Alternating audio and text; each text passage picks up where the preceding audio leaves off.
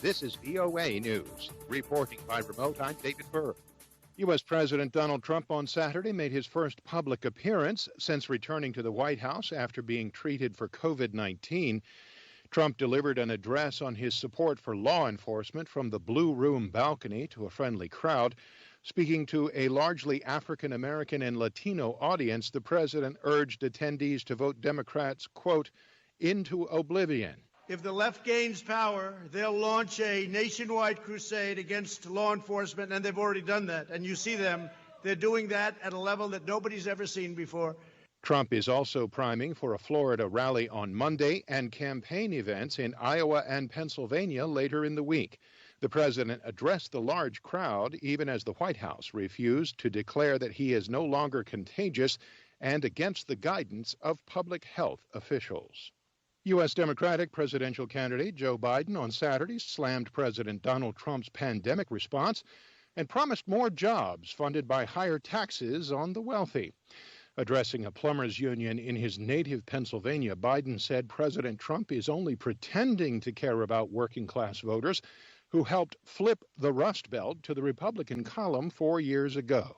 We lose anywhere from 700 to 1,000 people a day dead.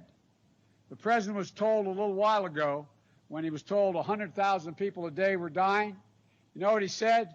He says it is what it is. Erie, where Biden was speaking, is in one of the most populous counties nationally that voted for Trump in 2016. The county will be especially critical for Biden as he focuses on winning more white voters beyond the state's Democratic core in Philadelphia and its suburbs. For more, visit voanews.com. This is VOA News. Tens of thousands of Israelis calling on Prime Minister Benjamin Netanyahu to resign demonstrated across the country Saturday evening, saying he is not fit to rule while on trial for corruption charges and accusing him of mismanaging the nation's coronavirus crisis. Protesters gathered at hundreds of locations across the country due to a nationwide lockdown that has barred them from protesting at the usual site outside Netanyahu's official residence in Jerusalem. Netanyahu is on trial for fraud, breach of trust, and accepting bribes for his role in a series of scandals, and the demonstrators have staged weekly gatherings for the past 4 months demanding that he step down.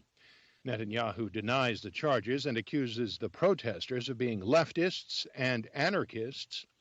With infections at record levels, Israel imposed another lockdown last month, further hurting business owners and entrepreneurs who have been a key component of the protests. Azerbaijan and Armenia have accused each other of swiftly violating the terms of a ceasefire in Nagorno-Karabakh on Saturday, raising questions about how meaningful the truce that was brokered by Russia would turn out to be. Reuters' Olivia Chan reports. The ceasefire brokered by Russia was meant to halt fighting to allow ethnic Armenian forces in the enclave and Azeri forces to swap prisoners and war dead. But the Armenian Defense Ministry accused Azerbaijan of shelling a settlement inside Armenia, while ethnic Armenian forces in Karabakh alleged the Azeri forces had launched a new offensive. Meanwhile, the Azeri Defense Ministry posted multiple videos of airstrikes at military vehicles, without mentioning exact locations or dates. Azerbaijan also accused enemy forces in Karabakh of shelling Azeri territory.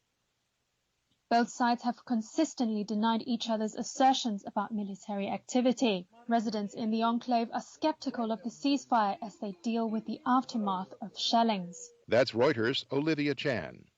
Hurricane Delta has added insult to injury after blowing ashore Friday evening as a Category 2 storm, only a few kilometers from where Hurricane Laura struck land just 6 weeks ago.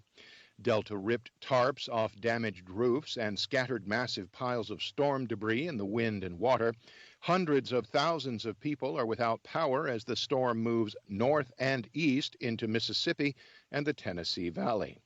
In Lake Charles, Louisiana, Mayor Nick Hunter says his city will be in recovery mode for months and possibly years. You can find more on these stories and the rest of the day's news at voanews.com. Reporting by remote, I'm David Byrd, VOA News.